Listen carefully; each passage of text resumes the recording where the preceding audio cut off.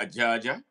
I am the convener of Open Nigeria and Africa Unite and the anchor of Nigeria Now, Global Matters Arising, Good Morning Africa, and Reggae at its best on ONN.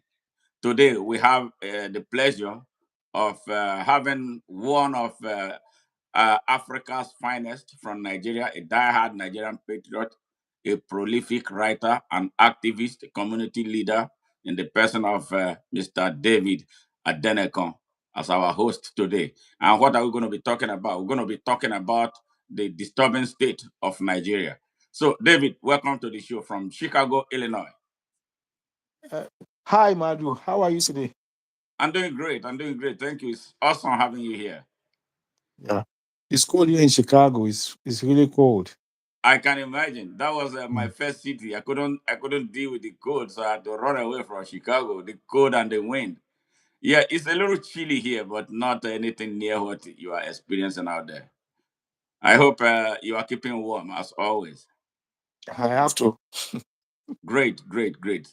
All right, let introduce yourself to the people of the world, our viewers from Nigeria across Africa and around the world. Well, this is David Adenekan. I'm the editor of Shekina International Magazine here in the Midwest United States. I'm a media consultant. I am the secretary of Afenifere Diaspora USA. I used to be the spokesperson for Nadeco USA, but at the point I have to go back because it was Afenifere that seconded me to work with Nadeco. That was after the 2023 election, and I did my best. But at the point I Afenifere have to withdraw my service. They needed me to come back because there's a lot to do in Afenifere. So right now I'm no longer their spokesperson, but I remain loyal to the vision and mission of the organization, which is to liberate Nigeria, which is for us to deepen democracy. We align with it, but no longer with Nadeco. Like I said, I'm a media consultant. My background, by the grace of God, speaks volumes. Work in the, I've worked in the public sector. I've worked in the corporate world. I was with the U.S. Army for 5 years as an expert in the Middle East during the war. I Wow. have some level of military experience, military knowledge, counter-terrorism, USAS, say something, use of equipment. I've worked with them for like 5 years during the war. But this David Adenekan, I've slept inside the bunker for a whole day. This David Adenekan, I've moved around the Middle East from Afghanistan, Salano, FOB Ford Operation Base, to Iraq, to the Green Zone area, Baghdad, to Syria, to the Iranian border. I've seen war, and I know the implication of war. Though I was not a soldier, but I've seen war. I've convoyed from Kuwait all the way to southern Iraq, where we have the largest prison in the world, Kambuka. 3 days convoy. People died. So when people talk about war, you need to understand the implication. So I've seen a lot by His grace, not because I wanted to do it. I just found myself in some position and some location. I just found myself there. Probably God is training my mind. God is exposing me. Probably God is giving me all this knowledge so that I can use it for our own people. So that is just a brief profile about me. I was a teacher in New York. I was a civil servant. I worked in the Department of Human Resources Administration for like 6 years as a certified civil servant. As a licensed teacher in New York. I've pretty much have done a lot by His grace, and I remain humble. That's just a Thank brief you. profile. Yeah. Thank you. Incredible, incredible expose right there. Thank you. Yeah. Simon Sajid from Morocco, you are welcome. Thank you very much. And if you are joining us for the very first time, we encourage you to subscribe to our channel and hit the notification button so that whenever we come with a great men and women of David's stature, you'll be one of those very first one of those to see them live. It's a huge honor because This encounter, we have been talking about this in the past nearly 2 years until a few days ago, a commitment was extracted from David because David is a very busy person, working for Nigeria, working for Afenifera, and doing all the great things that he does. He's a great writer. So it's a rare honor here, having you in our studio. So if you're joining us for the very first time, please subscribe and like our channel, like this stream, because what you do with liking and your reactions would inspire YouTube to continually recommend our channel to more people, great people like you. So we appreciate your presence right here. This is going to be an interview of a kind, because of the issues at stake. David, let's go back to Nigeria. What do you think about the state of Nigeria right now? Um, mm, the state of Nigeria is a political quagmire. Um, well, I won't even say it's on a time bomb. It's already bombing. It's already a lot of issues, Explosion. issues ranging from unabated rising surge of insecurity across the country, terrorism, banditry, genocide. There's genocide in Nigeria, even though the government of Bola Ahmed Tinubu is trying to change the narrative that it's just a normal killing. That is not normal killing. When you go to a village, you exterminate, kill the old people in the village, kill the women, kill the children. Those who cannot, those that were not able to kill, they have to run away to ID camp. That is what we call genocide. It is genocide, and trying to change the narrative that is a norm. They are saying it as if it's a norm. It's not a norm. That is not a norm. That is genocide. That is a disaster happening to a country that people call the giant of Africa, a country that is the leading figure in the Sahel, and it is so unfortunate. It's unspeakable sadness that is going on in Nigeria right now. And apart from that, when we look at the economy too, the economy is so bad. The World Bank just predicted that by this year, 2026, 61% of Nigeria will be living in abject poverty. A country that is so blessed with mineral resources, name it. Is it uranium? Is it oil, crude oil? Is it gold? Name it that you will not find in Nigeria. But we have just bad leaders. And some Nigeria, they don't want to understand that we have bad leaders. There's no need for many of us to even be here. A lot of brain drain in Nigeria. The doctors are leaving, the nurses are leaving. You go to the hospital, it's a deplorable condition. So what are we saying? Nigeria is in a state of political quagmire. Let me just pause there. Thank you very much. Now, um, as a young man, as a man who grew up in Nigeria, did you think that there was a time Nigeria was really good? Thank you, Madu. Thank you very much for this question.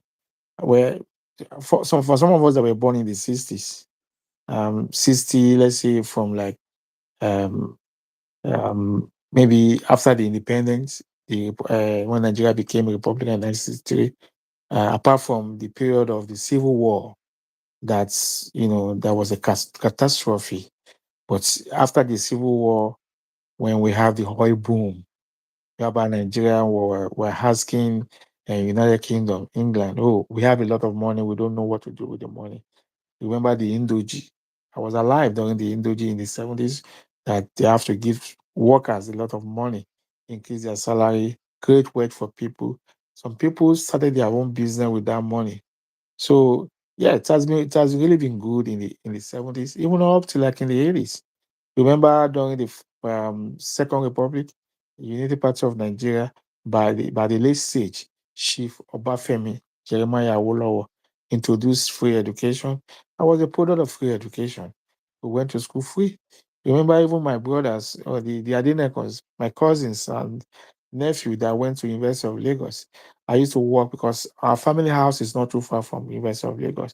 At Onike, we have family house, all over. Yeah, but I used to walk all the way to Unilag to meet my cousins. They would take me to the cafeteria. I eat chicken, half chicken. It was really, really good. They were eating free meal. Like they are even paying for, they are not even, maybe they are paying a peanut and they would take me to the cat. In fact, at that point in time, I was excited to go. On weekend, you will see me going. As I would tell my mom, I want to go and greet my cousins at Unilag. Oh, you this boy, I will walk down there because it's not too far. Because I know I'm going to have a nice lunch, half of the chicken or quarter chicken, and enjoy my life. Yes, Nigerian has been really, really good for those of us that were born in the 60s up to like early 70s. We've, we have we have had a good time. Had a good time until the military juntas came and scatter. And if I even look at it now, of what difference is the military juntas and a democratic government? Even President Bola Ahmed Tinubu in this same dispensation, I I want to quote him. He said it. He said in Nigeria we don't have democracy. What we have is civilian government, meaning that it's just change the clothes from wearing military uniform to wearing agbada, and we have seen it being demonstrated. They have is the level of dictatorship, the level of tyrannic kind of government. We are seeing it in this government, naked power. You know, I, I'm just going to pause it. Yes, we have had a nice time. Those of us that were born in the 60s and throughout the early 70s, yes, I went to free education. I went to University of Benin. Tuition fee was free. My accommodation was like 45 naira. I will never forget. We had it good. We had it good. Yeah, yeah. And I'm happy to say that I, I'm a product of free education, and I'm part of that. The economic boom, the dividend of oil boom. I enjoyed it. I saw it in infrastructure. I saw it in education. I saw it in health, free health for everyone. You go to health center. You'll be treated. You will see the doctor. You don't pay a dime. They give you drugs. They give you medications. So I've seen it. Yeah, I've seen it. I was blessed. I'm blessed rather to came to this world in the 60s, probably late 60s, during the Civil War. But after the Civil War, I mean, we're able to see some level of development. We're able to see the best period of Nigeria, whereby you finish from university. My cousins, they finish from it, they give them Pijo, they give them Volkswagen, they pay little. The jobs are there. Who even there are jobs. People, my cousins, they travel, they come back. Some of them travel to Yugoslavia, the former Yugoslavia, to study veterinary medicine. They all come back home. They got job. They build houses. They're having fun. Some of them start their own business. So they started their own business rather. So yes, we have had it good. Even though then too, we didn't have visionary leaders and purposeful leaders to plan for the generation to come. They were just wasting the money. But at least I saw a beautiful Nigeria, a prosperous Nigeria to certain extent. I pause there, Madu. All right, thank you very much. You talked about the civil war that I recognize as genocide. You Okay. are from Lagos or the west part of Nigeria. How did the civil war? What was your experience during those times, if you are around at the time? When I was born during the Civil War, probably I was like 3 years old. But I could remember vividly that I remember that time as a little, as a child, I mean, a baby, like me about 2, 3 years old. They would tell her, "Oh, everybody should flat. You should just remain flat on the floor." I remember then that was when they came Casino Cinema at Yaba, not too far from our family house. They was bombed and there was a lot of casualty, fatalities. I remember that, yeah, but that was a very bad experience. That war there was no reason for that war anyway, because just because we have bad leaders, I'm not going to put blame on whether Ojuku or problem or what that go on. But to me, it's just an heart of uh, immaturity. It's such a heart of child play. Mm. It's a hard of child play because there was no reason for that war because Nigeria was having it good. If we have good leaders and we're able to have a good constitution that protects every segment of the society, whether you are Igbo, whether you are Hausa or Fulani, if we have a constitution that is based on justice, fairness, and equity, there will be no need for that war. But because some people believe that they have to corner all the resources or they own Nigeria, that's why we fought that war. And like I said, I'm not going to say, oh, Ojuku was at fault or the Gowon government was at fault. But altogether, when I sum it up, when I look at it, it was a child play. The play Oh, is an art of immaturity because we lack visionary leader and purposeful leader. You know, if we base it on justice, there's no need to fight. You know, if you base it on fairness, there's no need to fight. If you base it on equity, I mean, talking about the national resources, there is no need to fight. You have yours, I have mine. Why are we fighting? But because human beings are greedy, and they are not greedy for their own people per se, they are greedy for themselves. Not because they love their people. Oh, I'm the leaders of Ijaw people. That is just a mere talk, a rhetoric. It's not the leaders of the people. He's a leader to use the people to negotiate for his own self, for his own family, to steal money. Yeah. So not until we are starting having leaders like Awolowo.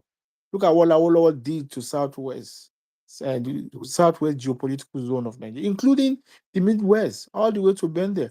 I always tell people that Afenifere is not a Yoruba organization. I know Afenifere is an organization that is all inclusive, including people, the Jaws, the Igbos, the Shekiris. You know, they are part of Afenifere. So when you talk about Afenifere, oh, Afenifere, they are Yoruba people. I just look at them because they don't know the history of Afenifere and they don't understand. The development during Awolowo is phenomenal. We all saw it. I was alive. You were alive too.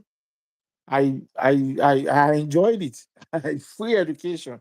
Even people from the east, the Igbos were coming, migrating from the east to be migrating their children to the southwest so that they can get good education. Some of them are professors now. Some of them are doctors.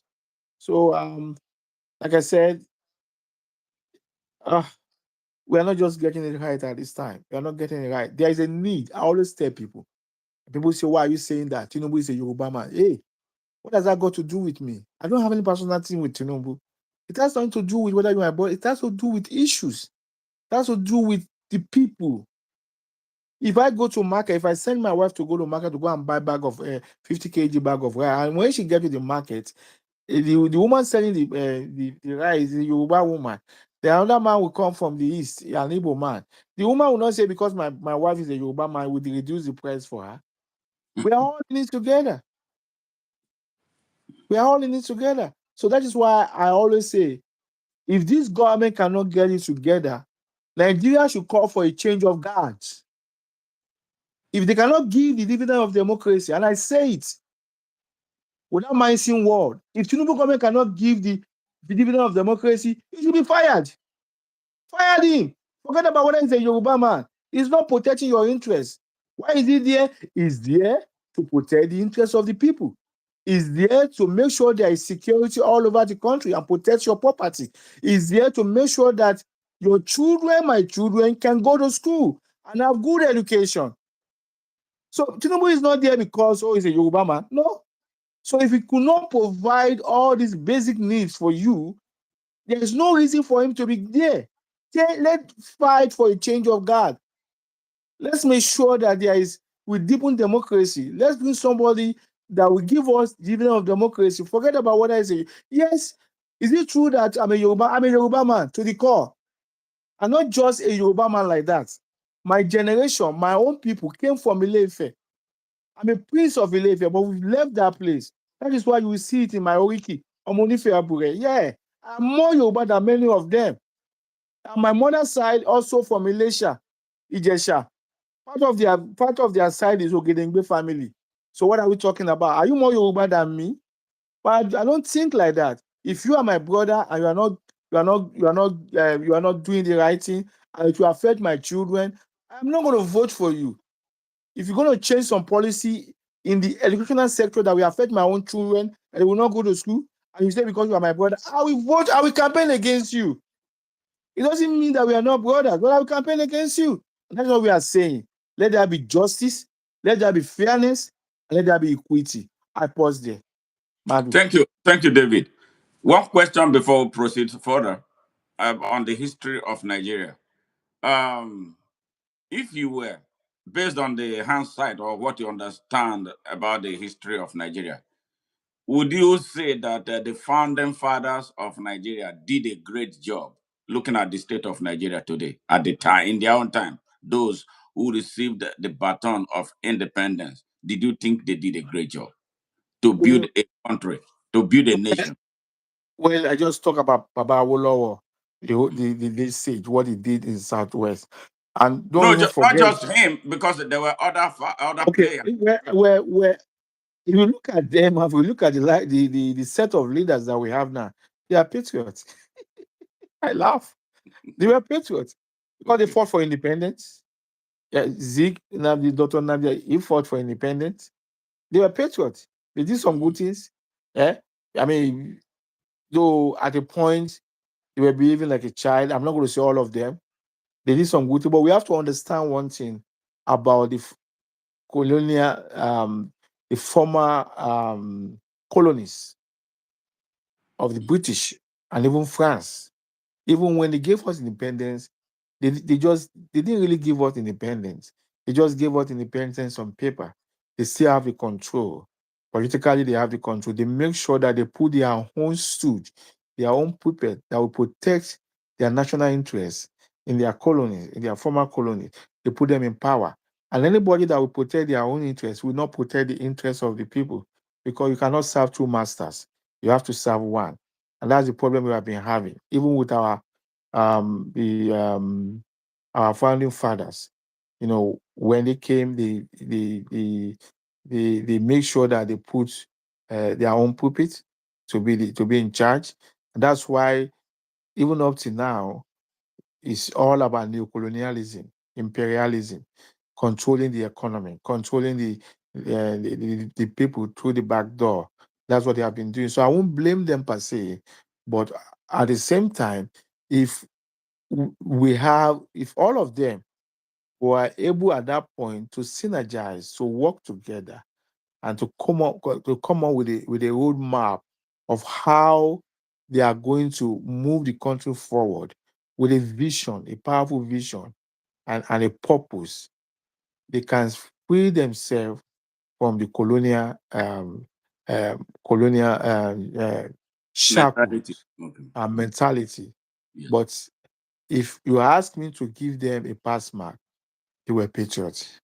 At least they won us the independence and they did some good things, particularly in Southwest Nigeria. The first TV in Africa was Obafemi Awolowo, even before Spain. The Baji Stadium is still there. Free education, free health, cocoa house, farm settlement across Southwest Yoruba land. Some of these some of these industrial estates. What about industrial estate in Ilupeju? Some of these industrial estates has been taken over by religious organization.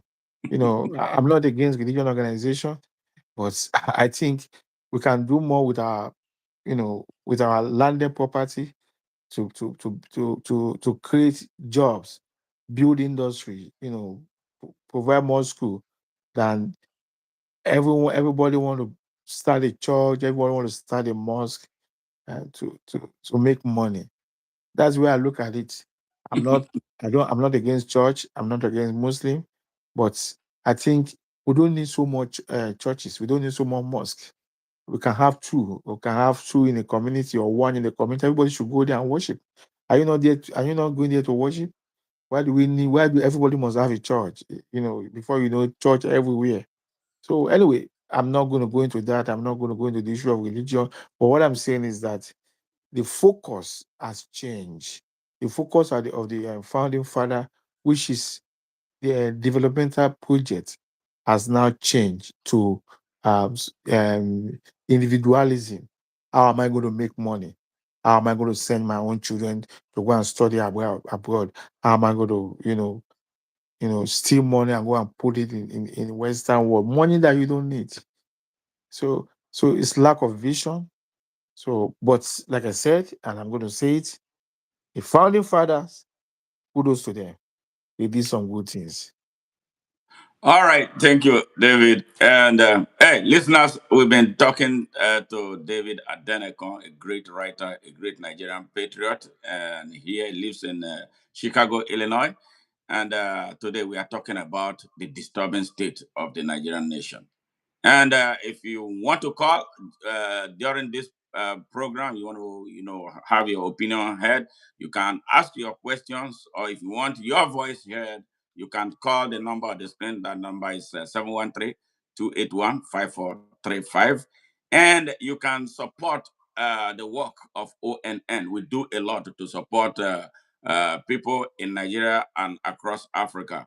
And the ways you can support us is one, through liking our posts, sharing our posts, making comments like this that will inspire and instigate YouTube to continuously recommend our channel to others. You can send us gifts and then send us super thanks to support our work of expanding our mission, so that we'll become the global point of attraction that we want to be, because we do something different from the organized mainstream media, because that do not really tell you the whole truth about everything, because they are driven by economics. So that's what drives us. Welcome back, David. The question I am going to ask you: we have seen series of elections in Nigeria.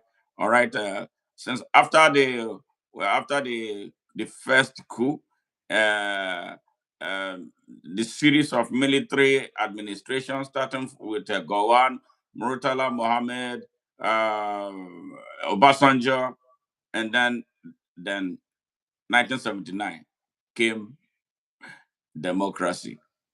Obasanjo's form of democracy. And a lot of things happened within that short period of time. Obasanjo sent thousands of Nigerians to the United States to understudy the US on how presidential democracy works. So let's start from there. Did you think that they brought anything back to Nigeria, looking at the way things are in Nigeria and how the democracy, especially the presidential system of democracy that we claim to be practicing in Nigeria, uh, did you think that they brought anything back? And I'm speaking to you gladly that you and I live here in the United States. You've lived here long enough. You've even gone into the armed forces of the United States, travel the Middle East, and see how things are done here. So I think you are one of the best persons to make an input on this. So what do you think about the democracy in Nigeria, starting from 1979 as compared to what it is here? Is there any similarity? Is there anything that we can celebrate that has happened on the Nigerian end of it? Well, that of Nigeria penal system is a systemic failure. I'm just going to use the word systemic failure because how do you want to compare the American system of government, which is a presidential system of government, deepened in um, federal structure, with that of Nigeria that is just on paper? You know, if you look at the Constitution of the United States of America, if you look at the preamble, we the people, that means the Constitution of the United States was written by the people. And when they were writing their constitutions, they were not just looking at today, they were looking at 100 years to come. What if this happened 100 years to come? How are we going to take care of it? we have had a situation in Nigeria. It's different kind of constitutional crisis that the constitution of Nigeria did not even take care of. Let's look at, for example, under President Muhammadu Buhari, when he was sick and they flew him to London to flew him to London for treatment. There was a vehicle. He did not hand over to his vice president. He left. And somebody who doesn't have the constitutional uh, power or the constitutional authority were the one running the affairs until the National Assembly has to make it a law that anytime the president will be leaving, he has to make sure he hands over power to his um, to his deputy. So what we are saying is that the 1999 Constitution of Nigeria is a lot of flaws that they need to take care of. And it's not just about the constitution itself, it's about the people who are the men running the affairs of men. If you have the right people in government, people that have conscience, good conscience, people that want to really, serve their people, by now they will have, turn things around, perfect that constitution so that that constitution be based on equity, justice, and fairness.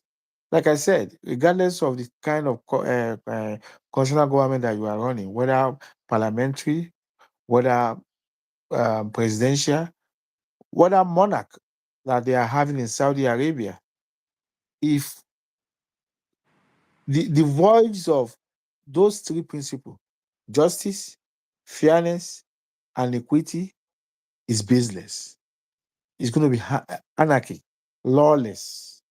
So in Nigeria's situation, we have a constitution that is not rooted in those three principles. And that's why we are far behind. That's why we have problems. That's why a Tinubu, our President Bola Ahmed Tinubu, you know, this is not personal. That's why he could control all the instrument of government in his hand, including the judiciary, including the legislature. They are all in his hand. To the extent that at the summit of the judges of the whole country, they were singing, "Oh, Bola, on your mandate we shall stand." I mean, on your mandate we shall stand. Who owns the mandate? The mandate belongs to the people. If somebody now come out that is his mandate, so where is the democracy?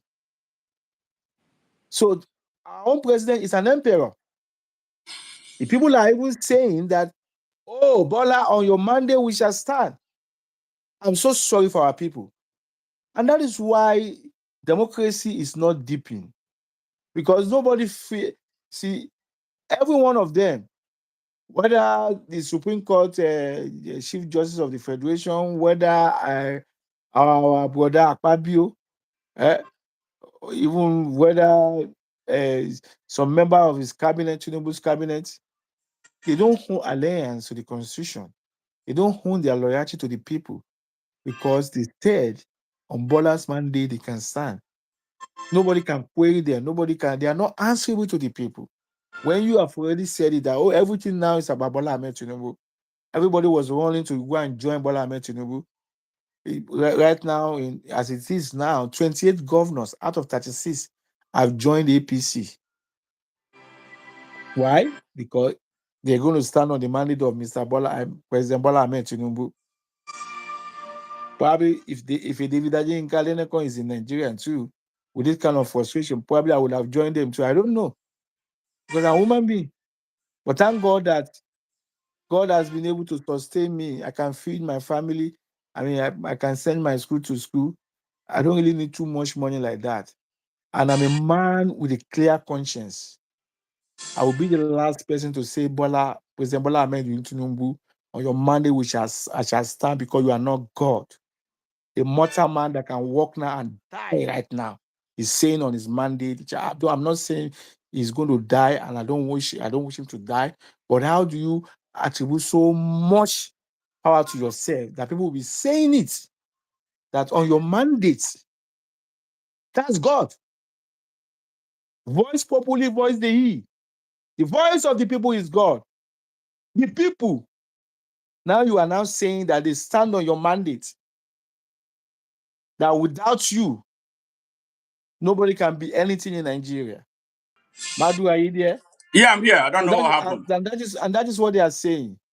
On Bola Ahmed Tinubu, the judges said it. Akpabio, under the Akpabio leadership, at the National Assembly, they sing it all the time. Bola, on your mandate. Sometimes I laugh. I laugh. How do you turn a mere mortal man to God in your life? Here in America, as strong as Trump, they will tell you, no king. Madu, no more king. You cannot be a king here. Trump already is afraid. He said, oh, they're going to impeach me again. Yes. If he doesn't get it right, America will impeach, they will fire him. If there is no king in the United States. So how do you want to compare American constitutional government with that of Nigeria? Because that of Nigeria is a king. It's an emperor. They are standing on his mandate because he's their God. Tinubu is not my own God. I don't know about you. And Trump is not my God either. I've written a very powerful article concerning Trump. Put it on the news media. Somebody called me. He said, oh, you know you are an immigrant. I said, yes, I am an immigrant. But I've been rooted in this country that there is freedom of press. I can speak my mind because Trump is not king. I will never be king. Power is transient. But it's only in Nigeria that we have an emperor, that we have a king. That's why the judges, the member of the National Assembly, member of his own cabinet, the political parties, they now sing, voila, on your Monday we shall stand. I look at them, I say, God leave it. So how do you want to compare such system with that of the United States? A system that is not based on justice, fairness, and equity. And I'm not saying America is perfect. And I'm not saying that they don't have their own issues. But at least they have a system. That was what Tom just said. He said they are going to impeach me. Please come out and vote. The midterm election is here. He knows that there is a system. He knows that if he cross the line, then we fire him. When are we going to get there in Nigeria? When are we not going to deepen our democracy? Have a great electoral, do a great electoral reform that votes will count. That if you misbehave, you don't do the right thing, people will go to the poll and they will vote you out based on equity, fairness, and justice, regardless of your tribe, regardless of your color, regardless of your creed or your religion. It's going to be based on equity, justice, and fairness. When are we going to get there?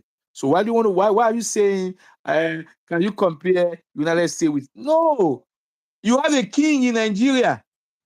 Oh, the king, President Bola Ahmed Tinubu, the king of the Ijaw, the king of the Yoruba, the king of the Hausa Fulani. He is their king.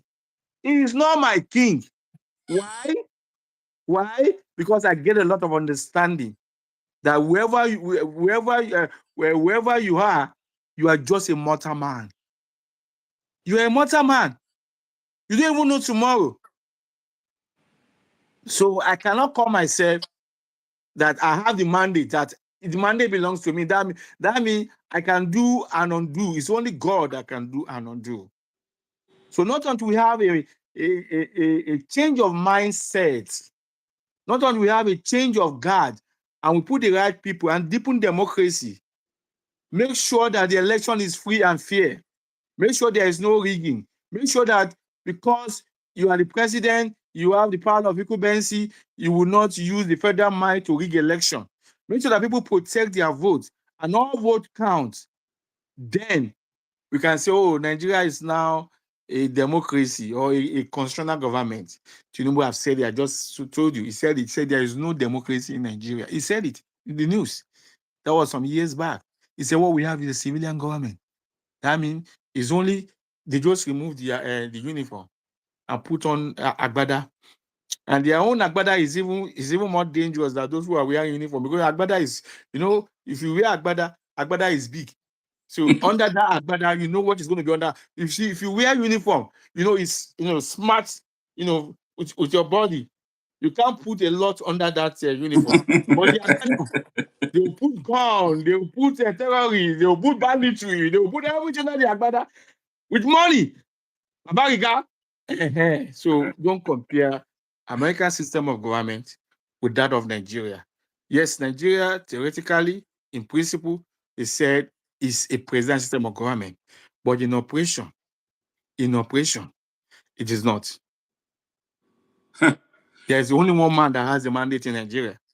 And who is that person? President Bola Ahmed Tinubu. Oh, hey, President Bola Ahmed Tinubu. I pause there. All right, David. Thank you for this. Nigerians, dear Nigerians.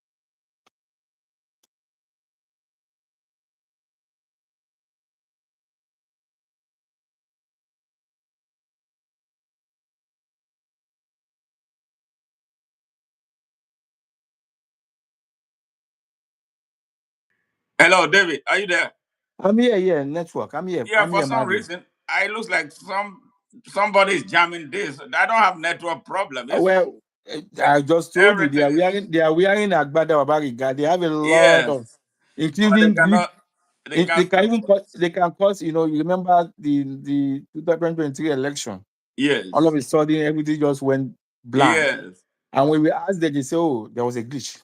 So, yes. Well, so there was a their glitch. glitch will not work here.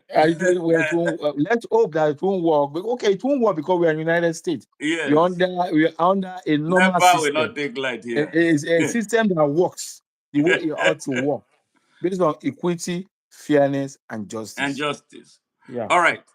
Hey, dear Nigerians, from inside Nigeria, across Africa, and around the world, we are at a moment, really very, very serious moment, and a very dangerous moment too. Are we going to fold our arms and allow the country that gave us this beautiful identity, to slide into chaos or into oblivion? That is the question for you Nigerians. Now, David, we have a leadership crisis. There's no doubt about that. What do you have to say about the people of Nigeria who tolerate all these type of things and even go to the extent of celebrating the criminals that they recognize as leaders? Don't you think there is something fundamentally wrong with the mind of a Nigerian? Yeah, I just said it, Madu, the mindset. Yes. I mean, there are so-called leaders that we have now. They have messed up with their minds. Yeah, they weaponize poverty. Yeah. Tinubu was giving an analogy of one of his disciple, a big guy. He was talking about Stanley. Remember that Stanley theory when he got a fowl in his hand and he was removing the feather. He was putting the fowl, the chicken, he was putting that chicken in pains. So while he was removing the feathers, and he was putting like corn, okay, Yes. corn, and then as even though he was removing the feather, the chicken was going The- through a lot of pain, but because of the food that the chicken will eat, he's still following Stanley. He's still following Stanley. So they put the people through a lot of miserable pains. No Hmm. job, children cannot go to school, you know, and their policy sometimes is so misleading. So misleading. They tell people that, oh, the new tax policy, just a little bit, just look at that. They have messed up their mind. They are not telling them the truth. Their policy is sometimes deceitful. Most very times, I deceit. would say, not Well, I sometimes. won't say most time because let's just put it that way that their policy is deceitful. For Mm. example, you told the whole world that, oh, taxes, people are going to pay more taxes, you have to tax people. You know, we live in United States. An average American will not against tax. No way. Because that's where we develop our infrastructure. That's where we do a lot of stuff, education, health sector. Tax is good, but you have to tax your people responsibly. And you have to tax them based on their ability to pay. You have to create that environment, that wealth, that jobs, so that they can pay their taxes. But they are telling us, oh, we are not going to tax you if your income per annum salary is not more than 800,000 naira. That's what they said. Huh? Then the minimum wage gazetted is 70,000 naira. Eh? 70,000 naira. By the way, 70,000 naira is a negative income in Nigeria of today. It's a negative income because 70,000 naira cannot feed an individual, pay his rent, transportation, buy medication, That's about food. $45. Yeah, you cannot pay, you can't survive with that. But they just told on so that I won't digress so much. They said All right. 70,000 naira. 70,000 naira times 12. How much is that? 840,000 naira as gazetted. That means Tinubu government is taxing everybody in Nigeria. So misleading. Very, very misleading. Meanwhile, 700 enterprises in the free zone trade area, 700 enterprises that are into oil and gas, the very rich people, the upper class. Do you know what Mr. President and his co-traveler, Taiwo Yedele, you know what they did? They are all exempted from paying taxes. 700 enterprises into oil and gas, making stupid money, but all are all exempted from paying taxes. And then you now tell us this is a progressive tax policy. It is not. It is a regressive tax policy. Already now things are getting expensive. The cost of living is high in Nigeria. By projection, World Bank said this year about 121 or 141 million, the rate of poverty will move to 61% of the population. 61% of the population will be living below poverty line. And our people are still singing, Bola on your Monday, we shall. My brother, the mindset has been messed up. They are putting them in pains. They are so frustrated. They believe they don't have any other God but President Bola Ahmed Tinubu. So, and if you don't have the right mind, how do you protest?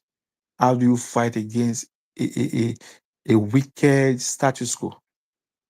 So it is really tough.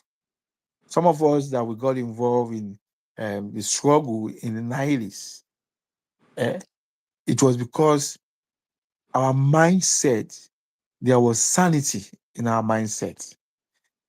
We were able to under we went we under I mean we went to training. We're being mentored by the likes of Kanifawa Yimi, by Bear Korasom Kuti, many of them like that. They mentor us. Our mindset was not messed up. Because our mindset was not messed up, we understand the game. That was why we went out. We fought against the military. But right now in Nigeria, even the so-called comrades, some of them, they've joined. They've joined.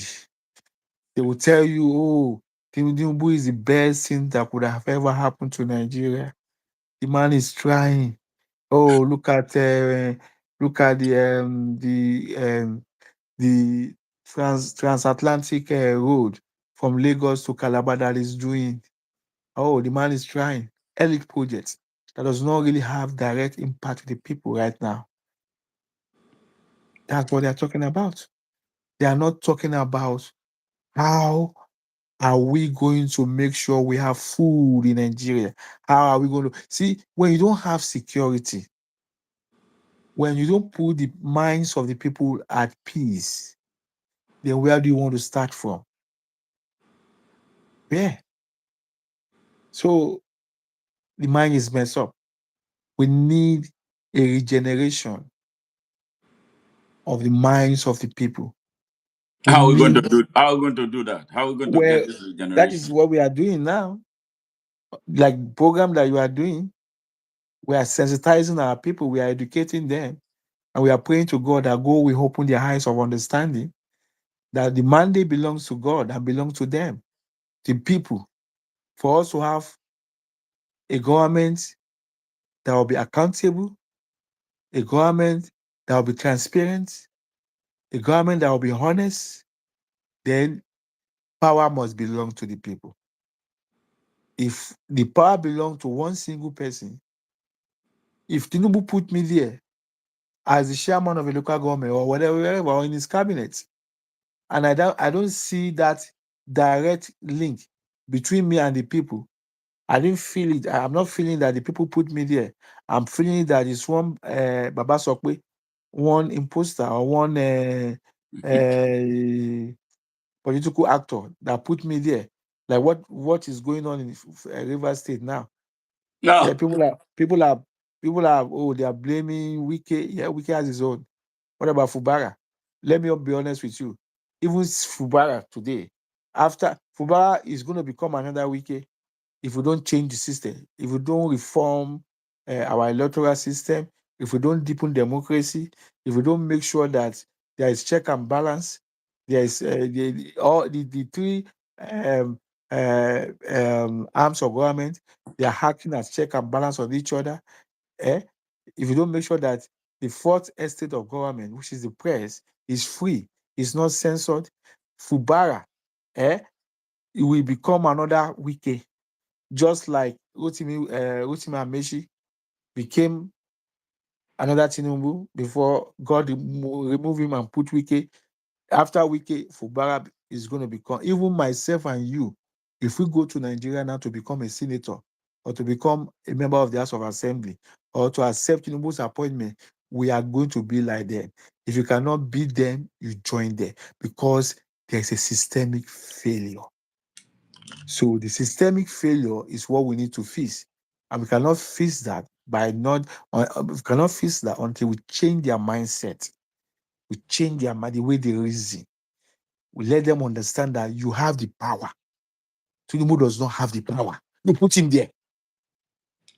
Just like now, Trump is afraid. He's scared. It's in the news. It's every time election is coming. Trust America. They will use their card. They will use their ballot. If you're a bad government, they will fire you. That is when a system is working. Nigeria system is not working. It's a systemic failure. And if you go there, Madu, or the Adenekan go now and said, I want to become senator, or I become somebody in this systemic failure, I might even be worse than Tinubu. You won't even Power, you won't get there. You won't be and you won't even let me get there. they You won't know, let you get there to be anything. it's even two things. It's either I go there, I join them, I be like them, stealing money, doing all kind of nonsense, or I fight them, they get rid of me. Yeah, we'll have a choice to make. You have a choice to make. You see, So and now, don't forget, we are all one being. Power mm, corrupt. Absolute power yes. corrupt. Absolutely. So when Mm. you give people absolute power, they are going to corrupt it. They are going to misuse the power. They are going to abuse the power. We have given too much, the likes of Tinubu, not just in Nigeria, in Africa, have given them too much power. That's what we are having now. They are abusing the power. That's what they're having now. Because there is a systemic failure. Let's address the mind of our people. Let's continue to sensitize our people, educate them, let them understand that you have the power. You have the power to remove these people. They are not working for you. If you are not getting dividend of democracy, you have the power to go to the poll, stay right there, say, okay, if you're going to kill me, you're going to kill me. You must count the votes. You must count the votes and put it in the news. That's what we are doing now as a director in Save Nigeria. It's not just about genocide. We are fighting, we are talking to United States government, the White House, Ted Cruz, O'Reilly. We are talking to them to make sure that we have a free and fair election in Nigeria, that all votes count. If we can have a free and fair election in Nigeria, our leaders will be more responsible, because they know that if they don't do the right thing, we're going to, is it that we recall them, you can recall, and if you are not able to recall them, we mobilize ourselves, Emmas, we go to the poll, and we fire them. It's not your personal property. It's people taxpayers' money. Nigeria belongs to the people. It doesn't belong to anybody. So nobody should have that thinking that if not him, he's the only one. He has the mandate. So we need to change the mindset, Madu. We need to change the mindset. We need to do more to change the mindset of our people, so that we can change the trajectory for a true nation building. We need a change of guard, and it has just started. That's what we are doing. Let's talk to our people. Let's make sure that there is free and fair election in Nigeria. Let's make sure that all the loopholes in our electoral system is fixed, and let's make sure that we put the right people in power. Put the right people there, because the people that you put there is what you are going to get. If you put a drug dealer there, you're going to get the attitude. You will be behaving like a drug dealer. If you put someone that steals there, it will be really like a thief. But if you put somebody who has a clear conscience, who has the fear of God, who only want to serve, who is a servant leader, it will make sure that you do things that will cater for a collective interest, because he knows that they put him there. But our leaders here now in Nigeria, do you put them there? They don't fear you, because you don't have the mandate. The man that has the mandate is the only person that they fear. So if you go to them and say, oh, look at this one. For example, in Kwara State, just happened in Kwara State about 2 weeks ago. The women in Kwara State, they were going through a lot. Insecurity, killing their husband, killing their children. They went to the Kwara State government house to protest, peaceful protest. They didn't hold no gun. They didn't hold no knife or cutlass. They just went there peacefully with a placard. Please, let there be peace in our society. Let us have food. You know what they did? They mobilized hooligans. They were beating the women, flogging them. They were flogging them. What a disgrace to a nation. What a disgrace. Why are they doing that? Because he knows that he is not responsible to them.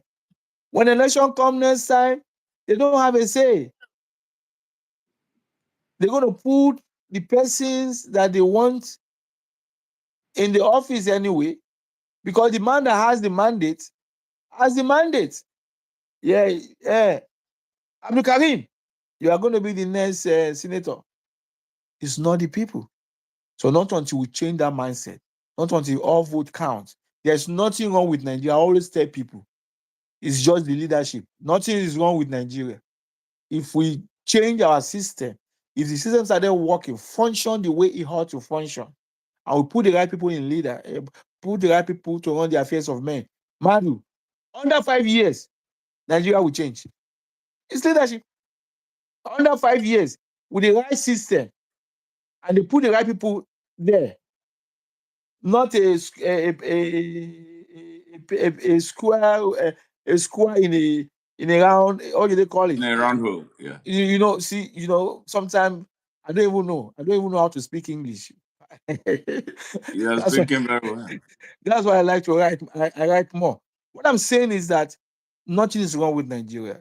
Our problem is leadership. Our resources are still there. It's not going anywhere. We just need someone that can manage our resources for the interest of the people.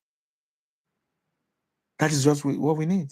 So let's continue to address our mindset, address the mindset of the people, tell them that Nigeria can be better if only you can do the right thing with your vote. If only that you can protect your vote. If only that you will not, they will not come to you when election is here and give you 5,000 naira and tell you to vote for them, and you vote for them. You know what you have done? You've sold your conscience. You've sold good educational policy for your children. You've sold, you sold good hospital in case your child is sick. You sold it with that 5,000 naira. You've sold your dignity as a citizen with that 5,000 naira. You sold having good meals with that 5,000 naira for the next 4 years.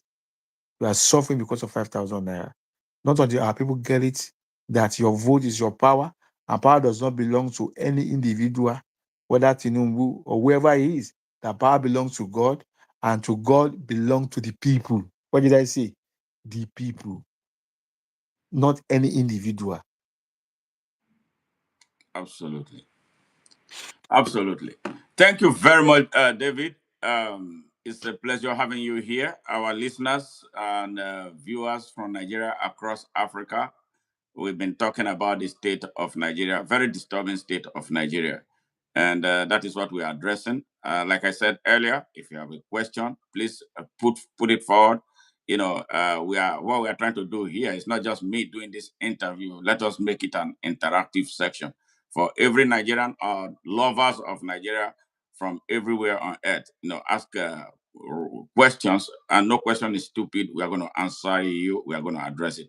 Mr. Jackson Brasher, thank you very much for joining. And Augustine Josie, yes, you said absolutely correct. So David is in line with doing justice to this issue of discussion this morning. And you've heard him. We have made a comparative analysis of the democracy in Nigeria and that of the United States, from where Nigeria claims it derives its own democracy at the time in 1979, when the country was about to return to democracy. Yes, under then General Olusegun Obasanjo, over, I don't even know, it was thousands of Nigerians who were sent here to learn how to be democratic, even though we have already have all those democratic instincts in us, based on how we were doing things, and everything was normal before the adventure of the imperialists and colonialists. We had systems that were working for us.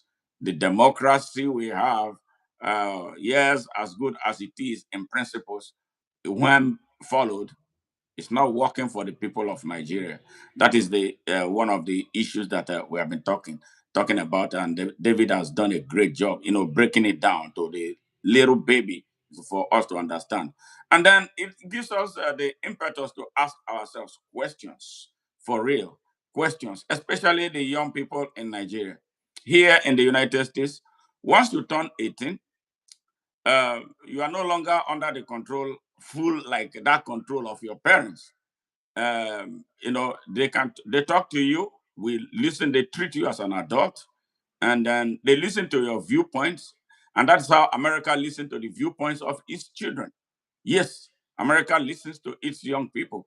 Once you turn 18, you have a voice in America. No legislator, nobody, no president can come and breathe down on you. And how did that happen? We are talking about changing the system. How are we going to change the system? We're going to change the system through education. Here in the United States, you cannot graduate from high school or graduate from a university if you cannot pass either history or government of America. All right, David, can you please confirm that for me, for our listeners? You have to pass. You have to pass. It's compulsory. You must take either government or history. If you don't graduate, if you don't pass history or government, then nobody is going to give you a degree, especially at the first degree. or high school, you will not graduate. The reason is because that is the foundation for the understanding that it even the most stupid American will know that when you are violating his right, he's going to point it out straight to you. Yes, through education. Now, David, let's talk about the Nigerian educational curriculum. What is it like? From what you know, especially a curriculum that makes it a taboo for our young people to study history, as opposed to what it was when we were growing up. Remember, we that were born in the 60s and maybe before 1975, or maybe even two 80s, there's a subject called history. We used to study history, the Jollof Empire, all this empire. But when the military came, you know what they did? They removed history from our curriculum. Why? Because they want to change your identity. They don't want you to understand your history. They don't want you to understand that the Fulani, and I'm not against the Fulani, they are not indigenous people of Nigeria. They migrated to Nigeria. And all those things, they are part of history. So they remove it from our curriculum. That history is not compulsory. You don't need then it used to be you have to study history in Nigeria. I remember I did history. When you are in secondary school, you have to do history. So they remove it. The military junta, who at that time were on the under were in the hands, in the grip of the oligarch, they remove history. So people don't understand their identity, they don't know where they are coming from, they don't know about the history of the amalgamation, they don't know a lot about Nigeria. That's why they remove history. So like you said, here in United States, everyone must pass, everyone must is pass history for you to graduate. You must understand American history. You must understand the Bill of Rights, the First Amendment, Second Amendment, Third Amendment. You must understand your rights. Even in America, for you to become a citizen, you have to pass history. If you want to become American citizen, and you have to go for there's a process you have to pass through. Part of that process is that you have to do exams, and that exam is English and what? History. If you don't pass history, you cannot become their citizen. That means you don't understand America. You don't know about America. So it is important that uh, we we push it at the national level that history should be mandatory, should be a compulsory subject for all Nigerians. Because when you started learning your history, it will give you a better understanding about who you are, about your identity. If part of studying history is that you will study Yoruba, you will study Ijaw, you will study Benin, you will even study the relationship between all the tribes in Nigeria. Because if you look at some of the tribes in Nigeria, this is the same progenitor, according to research. How do you know that if you don't study history, the history of your people? So part of it, I think, is when they need to introduce history to our curriculum. Let our children learn history, let them understand not just their own history, but the history of everyone in Nigeria. And when I said that the Fulani, they are not indigenous people, I don't mean to spy them, because there are some very wonderful Fulani in Nigeria who are educated, who are very progressive, who are not even Muslim. And it's not about whether they are Muslim, but they are not even Muslim, they are Christians. There might be few. Huh?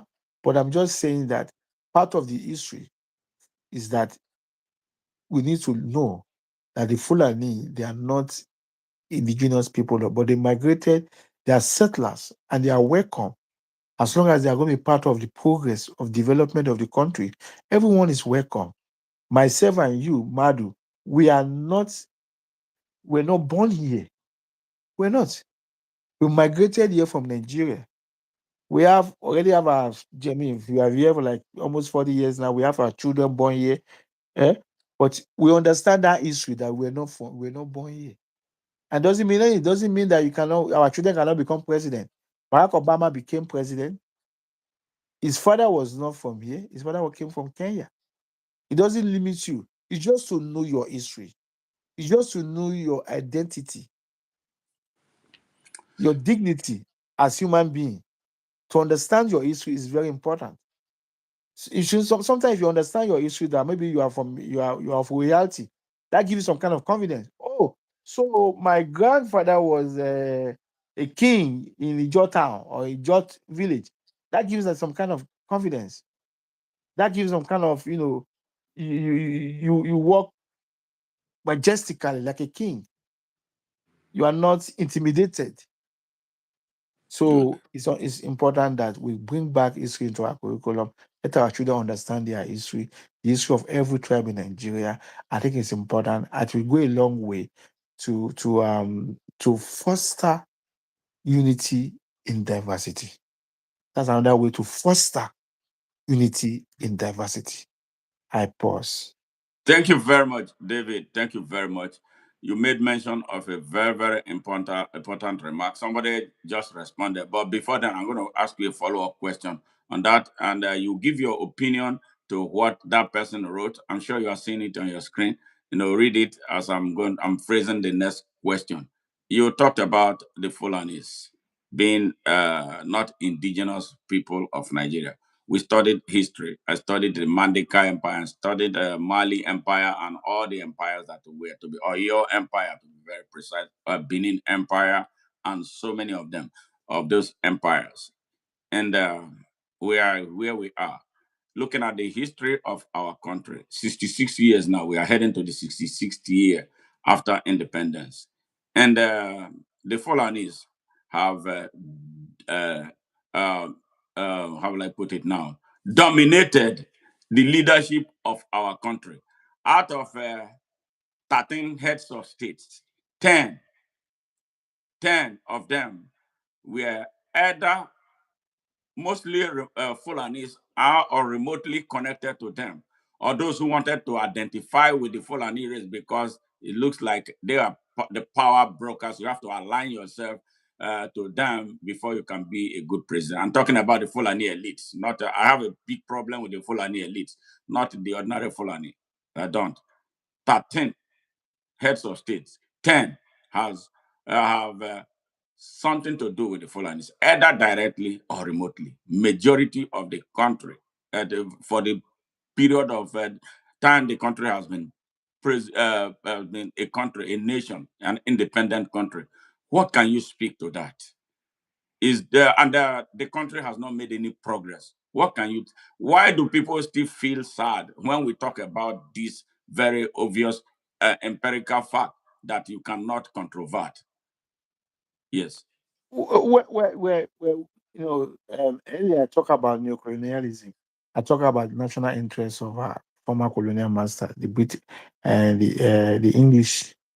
When they were about to hand over power to the nationalists, they also balance it with their own national interests vis-a-vis economic interests. They are looking for a weaker vessel, a stooge, a puppet that they can control and still protect their ultimately their economic interests in Nigeria. Because who has he will play the Pays pipe the piper. the pipe dictate the tune. Yeah. So they understand the political power, the essence of political power, and they make sure that they handed over the political power of the country to the Fulanis, the oligarch. We all know that. So even at the point when Awolowo and Zik, these are brilliant minds, very brilliant mind. Awolowo Zik was a PhD holder in political science. Awolowo at the point was a lawyer, a seasoned politician, built careers both in England and in Nigeria. And these are wonderful individuals that if they have come together as a team to run the country, probably the country will have gone far. We'll have even put many developed countries that we are talking about, put them behind. But the Fulani, they knew that they are smart. I mean, the colonial master knew that these people are smart and that if they put them in power, they might not be able to perpetuate the economic interests in Nigeria, and that's why we have that problem.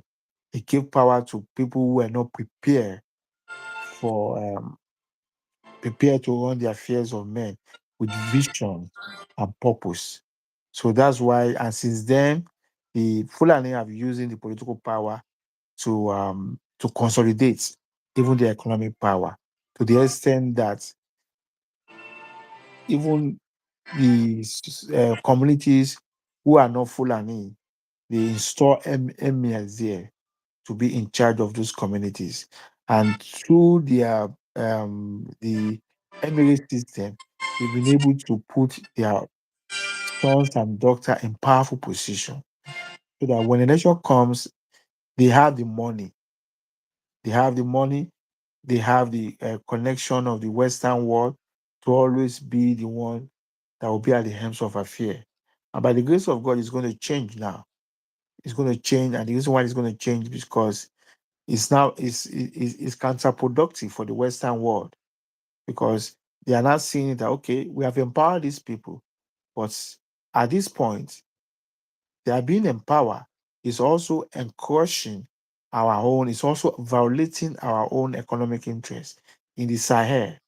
You know, they are they are using the fundamentalists to they wanted, I mean, it's like whether we like it or not, part of their goal is to change Nigeria to a Muslim country. If not, why did you have to put Sharia penal code in our constitution? If not, why do you have to make Nigeria a member of OIC, Organization of Islamic Community, or Corporate. the OIC? Yes. Yeah, we have to because Nigeria is a secular society. Nigeria belongs to no religion. Yeah. So and they have seen the threat that if they allow the Fulani to continue the what they are doing, if they turn Nigeria to a Muslim country, that will be dangerous to the Sahel because of the fundamentally the jihadists. They want to spread their religion gospel to all the Sahel, and that would threaten America's economic interests. And the caliphate, they're in trouble. They don't know. It's not going to be business as usual. Nigeria is going to change in our own time by the grace of God. I'm seeing it already. I don't Can care. you respond to the young man who wrote those things? If you can see it on your screen. Otherwise, I Can can read it to you because I just read it for need. me? Read it for me. All right, because he needs your response, and I'm going to respond to him. This is not the first time I'm encountering him. He needs some education about what is happening. It's not a Nigerian; it's a Fulani from Sierra Leone, but he Okay. doesn't understand the attitude of the Fulani in Nigeria is different from what they do in Senegal. The ones in Senegal, they are very moderate. I'm a Rastafarian. I have a lot of them who are Rastas like me. And we talk about Africa a lot. But the ones in Nigeria are mostly obnoxious. They're elites. But some of them outside don't understand what they are doing to wreck Nigeria. So that is why they come to their defense. But that young brother needs some education. And Well, I'm going to bring him on my show one day to interview him one on one so he gains Maduka, a clear understanding of what is taking Maduka, place in I'm Nigeria. sorry. I'm sorry. Can I just come in? Yes. Yeah. The Fulani by nature, they are semi-nomadic people. They don't have a settlement. That's their nature. Yeah. They migrate from one place to the other to fill the cows or whatever they are. No, there are some who settle. There are different types of Yeah. Fulanis. But let me come in. By nature, Yes. Yeah. historically, Fulani as a people, they are semi-nomadic people. They move from one place to the other. See, the Fulani that we have in Nigeria, the Fulani that we have in Senegal, in Futajalon, they are settled. They have a country, they have a settlement. The Fulani that we have in Nigeria, those ones that have been here for like 100 years, they are settlers. They don't move from one place to the other. The genesis of our problem is Buhari, Muhammadu Buhari. And I wrote a very powerful article at that time. When I wrote that article in 2017 or 16 thereabout, about the hegemony of the Fulani, that they want to turn Nigeria to they want to Fulanize Nigeria. When I wrote that article, even more than even my own kinsmen, they were calling for my head. Oh, David Adenekan. Oh, he wants to scatter Nigeria. Oh, Buhari is the best for us. He changed mantra. Say Buhari, say Buhari. They were like, I said, hey, you guys, you don't see? So it was Buhari, even before Buhari, that went and bought all these all these Fulanis who from From all over um West Africa. all over West Africa, from Mali. Yes. They are not settlers. Those ones are not settlers. They brought them to Nigeria to fight Jonathan, and not only to fight Jonathan, to take over the indigenous people's land. And that was why we have problem with the Fulani. So, but the issue of those who are settler, those one that are settler here, you know, they believe that with the support of the colonial master, huh, you know, the power has got into their hand. They will tell you born to rule, that we are born to rule. And that is driving them crazy, is driving them to think they are better than you, they are better than me. To think that the Hausas, the Aborigine, the indigenous people of the northern part of the country, that power makes them to think that the Hausa, they are slaves. That power makes them to think that we in the southern part of the country, we are they call us there's a Hausa Kafiri. word, Kafiri. kafiri, that we are kafiri, that we are not clean. Was Buhari cleaner than you or me? Buhari, if you look that at what he did, look at what he did as the president of this country, yeah. killing people. So that is the problem. But in a nutshell, what I'm just thinking is that I don't have anything against the Fulani here in Nigeria. Those who have settled, those who are part of us, those who are even doing great things. Look at Dangote, creating jobs, creating wealth. Dangote You is not know, Fulani, he's also. but some people say he has some Fulani's blood. That's what I had. Okay, look at Rabiu. This one, another into cement, where he just announced that he will support the Green I mean to Super Eagle. What I'm saying is that it is not even about about. I don't want to be personal. It's just about the issue. Absolutely. It's about the issue. Let's live together as one people, as a country. Let's foster that unity in diversity. Let's allow equity, justice, fairness to be the foundation of this country, to be the foundation of our constitution. If we can do that, at the minimum, Nigeria will see the light of the day. Nigeria will change. We see a better Nigeria. So that is just what I'm saying. Okay. Whether Fulani, whether Ijo, whether Yoruba, let's do things right. Let's tell our people that power does not belong to you, power belongs to God, and through God to the people, everyone. Absolutely. And that if you are in government, if you don't give us dividend of democracy that you ought to give us, we take our voters card, we go to the poll, and we fire you. And if you are in government and you are giving us dividend of democracy and you want to go for second term, we will tell all opposition, please, we still need this guy. We're going to vote for him again. He's a good leader. So that is what I'm talking about. Fairness, equity, and Injustice. justice. All right. Thank you. Thank you. Conotry, I'm going to respond to you now because you need some education. Nobody is against the Fulanis per se. We have lived with them for years. Like me, I'm 63, going to 64 years. I knew Fulanis growing up. The type of Fulanis we knew at the time were the ones that will come with their sticks and they took their cattle across our roads. They took the major roads where the sides of the roads. They were not going into people's farms to eat up their crops. They were not vandalizing people's property. They were not killing our people who challenged them. They will always ask us for water. We gave them water. We loved them. We showed them love, so much love. But all of a sudden, we started seeing a different brand of Fulanis who with illegally acquired firearms as dangerous as AK-47. Yeah, shooting up our people. They lead their cattle inside, and then when they are challenged, they will shoot up the people. So if that's the type of Fulanis that you are supporting, I feel sad for you. But I'm going to read through you and I'll give you some more education because we need this in order for us to be able to coexist. It is very, very important. You and I had this argument the other time, and you told me you are from Sierra Leone. I've not heard where Sierra Leonean Fulanis are destroying people's crop because I have a lot of friends from Sierra Leone. I've not seen Sierra Leonean Fulanis killing people the way they are killing people in Nigeria. So I don't know why you are so inspired to always jump in defense of the evil being perpetrated by Fulani elites in Nigeria.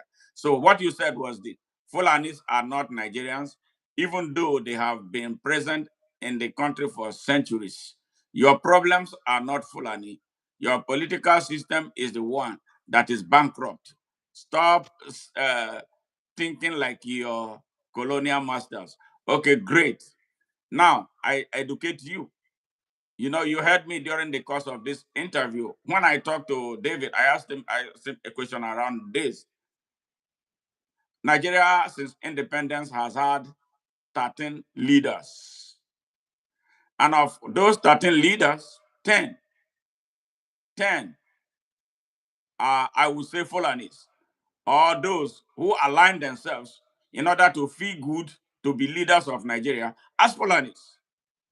And they took turns to destroy the country. When I mean total destruction, who were they? Who were in charge of the political system? They were responsible for our inability to produce a working people's constitution. Do you know the number? 10 out of 13. You know what it means? They control the economy. They control the political system. They want to control everybody. They make their full ordinary Fulani believe that he is the owner of Nigeria. You know, do you know how it will feel for a young Fulani who was born yesterday to tell you that we will rule you forever because this land belongs to us? Are you listening, man? Are you hearing me? So this is the problem we have with.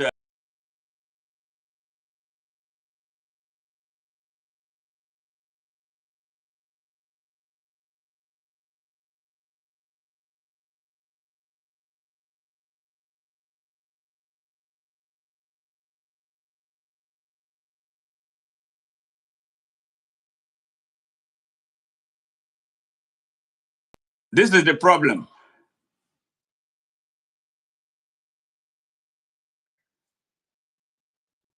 Out of the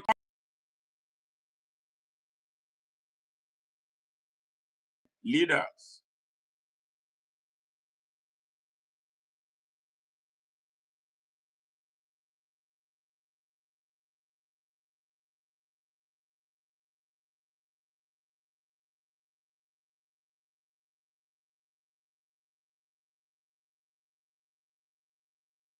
out of 13 leaders who have led Nigeria, 10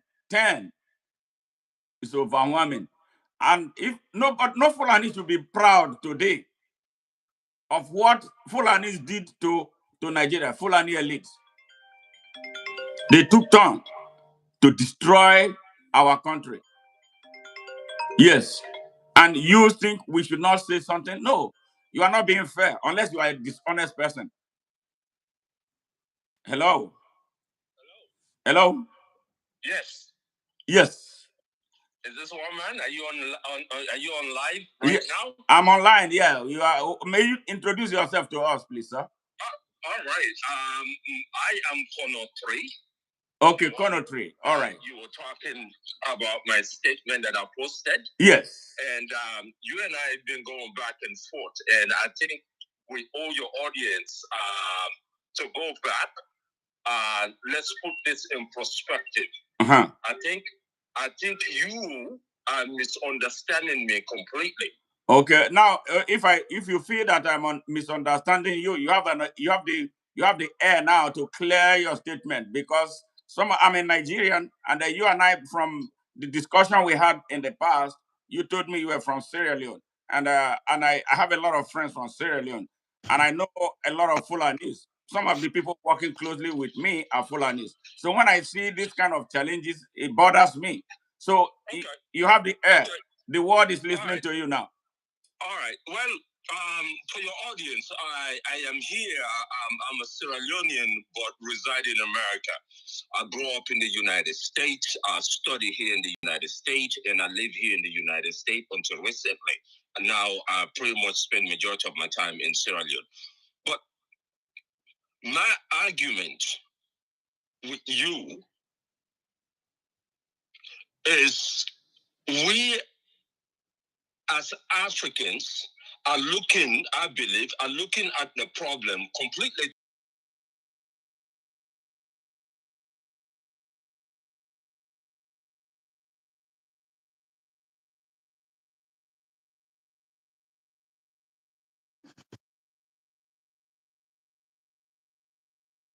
benefit, get all the benefits of all the resources that are living your land and everywhere else in Africa. We are so consumed about the division, either religion or tribal or regional or some kind of other nonsense that does not matter, really. While what really matters, our resources, natural resources, have been extracted.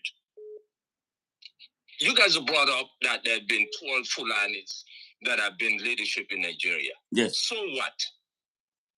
Even since day one, if Fulani has been the leadership in Nigeria, so what? A bad leader is a fucking bad leader. Absolutely. That is what we are talking about. They have been bad leaders. A bad leader is a bad leader because even Fulani are suffering. Oh, yes. So it does not matter. I agree with you. So very good. And this is the reason why we are having this discussion. When you have a series of bad leaders coming from the same place, and under their leadership, the citizens of the country are being murdered, and nobody can challenge them. When you challenge them, it brings more violence. What do you? How can you relate to that? I'm happy that you understand. I mean, how do you relate to that? I can relate to different things, my brother. I was driven out of my line through civil war of bad leadership. Absolutely. But let's put that aside. Let's focus on, even on the terrorist side. Let's focus on it. This is not about Islam. This is not about that. This is not about that. It's about bad people committing bad things. Let's forget this division. This division is not going to help us. It's not. Let's Definitely. focus on getting rid of corruption and bad leadership out of our land. It does not matter where they come from. Yes, and I agree with you in totality. That is why I am leading the charge for an open Nigeria, and that is why I am the convener of Africa Unite. If I did not have that mindset, again, this is my problem with you, Pan-African. It's about Africa Unite. This is a pipe dream. It's a nonsense pipe dream. No, it's not. Hold on, man. If you're going to make Africa unite, if you're going to do the best thing for Africa, make it every individual Okay. Maybe I have another engagement in about 5 minutes. Can we wrap it up, please? Hey, Colonel, can you just pause? Can you just pause? Can you hold on for a second? I have another engagement in about 5 minutes. My guest has another engagement that he's going on, but I would like us to continue this conversation even after he left. So let him round off. Then I'll call you back. Then we'll talk about this, because this is a very serious issue. Or I can schedule to interview you personally on this. So we talk eyeball to eyeball. The whole of Africa and the rest of the world will listen to us. How about that? Amen, brother. Whenever you're ready, I'm ready. Okay, let's conclude this interview. Then I'll get back to you. Very well. Thank you. All right. Yes. You want me to give my last word so that I Yes, can yeah, go? go ahead. Give your last word. I know you're a busy person. So Okay, so my last words, and I'm going to start from the call that just came in talking yes, about the divide and rule. Yes, there is divide and rule in Nigeria. There's divide and rule all over the world. That's what they absolutely. use. They divide you to get what they want. So yeah, the issue of divide and rule being played by the by the political elite in Nigeria, we know that. But when we talk about the Fulani, uh, it's not as if we just want to stereotype. See, the leader of a community is the community. The leader of the community gives directions. So when the leader of a community, an emir or sultan of Sokoto, eh, and under your subject, we are seeing corruptions, we are seeing a lot of insecurity under your leadership. There's something is wrong with your leadership. And if something is wrong with your leadership, something is wrong with the subject too. Something is wrong with the people too. So that's why when we said that the Fulanis, they are doing it, they are doing that. Yes, because their leaders represent them. For example, if you look at fish, when the fish is spoiled, you don't look at the body, you look at from the head. Once the head of the fish is green and spoiled, the whole body is spoiled. So that is why we're saying that the fact that 10 out of our past leaders have been Fulanis and we have not really seen any progress, then to say that in a way, using that as an hypothesis that we can establish through empirical evidence that the Fulani, they are not adding values that they ought to add to Nigerian system is, to say the least. Yes, we can say that 13 out of the Fulani tribe, and the Fulani tribe, they are minority in Nigeria.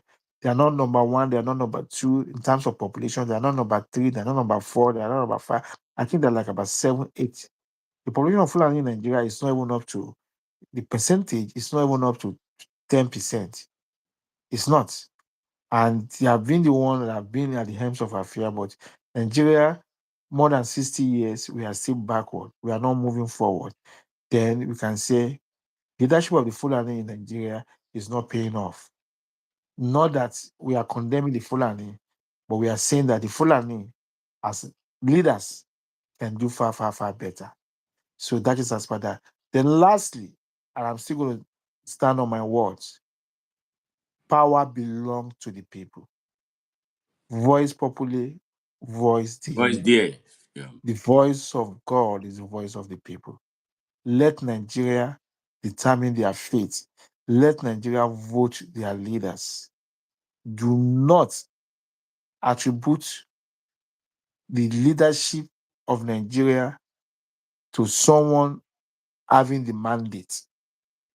Let's have change. Let's have a mind a change of mindset that power belongs to us and that we are going to use that power, that vote to come together, reason together, and vote for people that will give us dividend of democracy, and vote for people that will govern the country based on justice, fairness, and equity.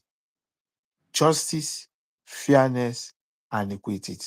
And I rest my case. Thank you, Madu, for inviting me to Hey, your David. program. God bless you. Yes, we're going to follow up on this interview very seriously, very seriously. But I understand how busy you are. So I'm going to let you go for now. And Thank you, sir.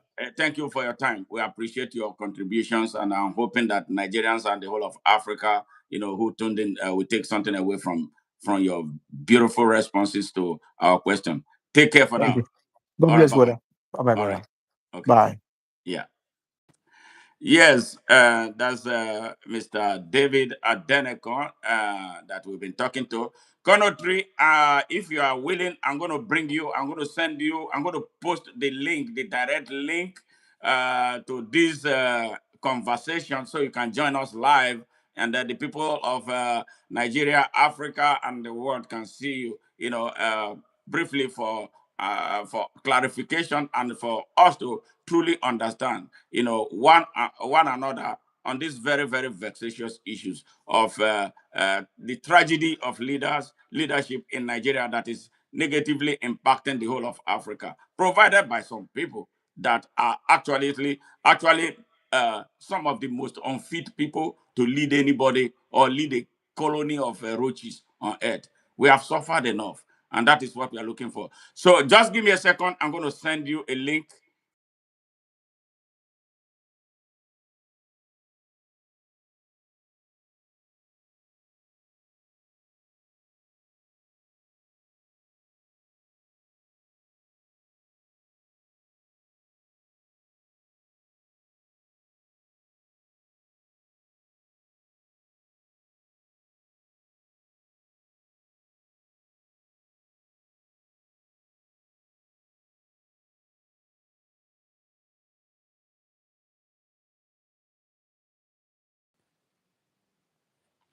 Yeah, I'm trying to get the link in here so you can air your view here.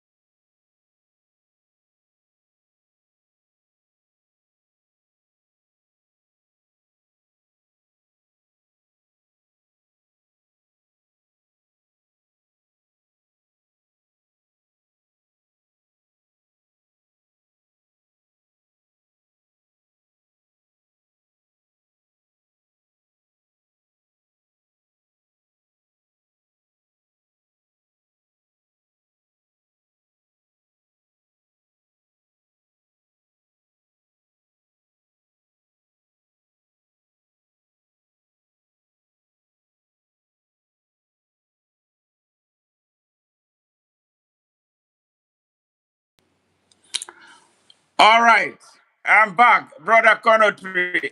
I just posted the link here to the studio, so I hope you got it. So if you can click on that link, and you can join us live here in the studio. Otherwise, I will call you on phone so we can talk if you're not prepared to be, to appear live on in this broadcast. So please let me know what option is best for you. Or let me just go ahead and give you a call here from here. Where did she call from? Yes. So, listeners from Nigeria. Yes. Okay, go ahead. Then call me. Call me. I'm not seeing your number again. I'm not seeing the number you called me from. Just give me a call. Then we can talk. All right? Just give me a call.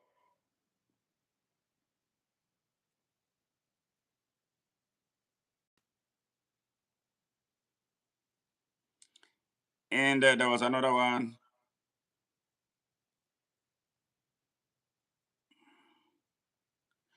Yes. So call me. Call me. I'm waiting. Yes. Hey, Morgan Chidi, how are you? Yes, we just had a great interview with David Adenekan, but we are going to, continue the conversation as somebody wants to make an input on some of the vexatious issues that we have had, and it's very, very important that we clear that up and be on the same page. And fight what is troubling us head on, without any kind of misunderstanding, because this lack of understanding is what is responsible for what has been taking place, that has been festering for too long in Nigeria, and which is negatively, very massively negatively impacting the rest of Africa because of the size of Nigeria and the strategic position of the country. Yes, in Africa and on global issues. I wish I'm seeing his number. I don't know. I don't see the number again. From if he can call me, then we can, give him the air to speak, so we can respond. And this is an interactive session that we are. So, Conotry, can you please call me? Because I'm not seeing your number again. You had called me on my other line, but I'm not seeing the number from which you called. I wish I saved your number as the call came in. I am not seeing it. So if you can call me, I'm open. Otherwise, we end this interview just the way it has been. So maybe perhaps we can organize a section with you. So if you are joining us for the very first time, okay, here. Yes, Brother Conotry, thank you very much for calling back. Indeed, indeed. Thank you for allowing me to call back. Absolutely, absolutely. You are my brother. I love you, and I love all Africans. But that does not make me stay shy away from speaking about those issues that really impact us so negatively, because we have suffered so much. One continent that has gone through slavery, colonialism, imperialism, apartheid, and now globalization. Globalization is nothing but an extension of slavery, and then gave some people the ownership of Africa. So what we are trying to do is to find a way to solve the problem of Africa from inside, first of all, so we can confront those who come from elsewhere to want to continue to breathe down on us. And I believe that is where you stand, looking at the emotion you put into your response. In Nigeria, we have been having a lot of problems, serious problems. Since independence, the country has never had rest. We went into a stupid, unnecessary genocide that some people claim was a civil war. It never was a civil war. It was a genocide targeted against one group of people. And when it was over 6 million of them, I'm talking about the Igbo people, were massacred for no just cause, fellow Africans. And those who funded that genocide, they were from outside, and especially Britain, France, and the rest There of you them. go. And we're There here. you go. Yes, yes. There you go. There I There you go. go. Absolutely. So now, You see? yes, Mhm. let's. Now I want to hear from you. Let us hear from you. The people are listening to you. Okay, well, exactly, my brother. You hit the nail. This is the deal, right? Yes, I'm hearing you. The system itself was designed to benefit outsiders, not to benefit our people, not to benefit us at all. Mhm. The colonials left. They just left us a flag for us to think that we are independent, but we are not independent at all. Okay. If you look at our economic ties to the West, they benefit. It's outsiders that benefit. Yes. Today, For the most part, yeah.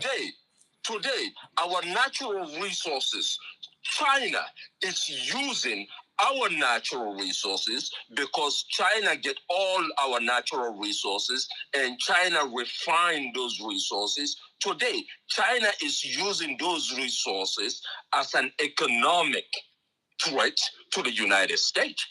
When Donald Trump started its craziness, China just told the United States, "Well, we will stop selling you guys real art materials." And Donald Trump stepped back. Now, imagine majority of these raw materials, if they were processed in Africa, imagine the added value to our economy. Absolutely. Today, the supply chain, we got no control. For my brothers and sisters that does not understand what I try for say, what I'm trying to say here is, for example, say, for one raw material, say, let's just say diamond. Let me just give diamond an example. Yes. A diamond, let's just say a diamond of $100 that left Sierra Leone, right? Sierra Leone, supposedly right now, the way the system is designed, Sierra Leone will only get $15 out of that $100. And even that $15, they might not get it because the company that is in Sierra Leone, the outside company that is in Sierra Leone, may not even pay the taxes because they will bribe some corrupt officials. They don't even pay the real taxes. Yes. So it's revenue that is not in our land. Yes. Now, if Sierra Leone, my brothers and sisters, I came from Kono in Sierra Leone, Kono Koidu town. Kono is the capital of diamond in the planet. Two of the largest, 8 biggest diamonds recorded in history come from my land. But up to today, my brothers and sisters, we don't have running water in my land. We don't have light in my land. The schools that we have in my land is the schools that my parents, our forefathers built. Yes. Those are still the schools today.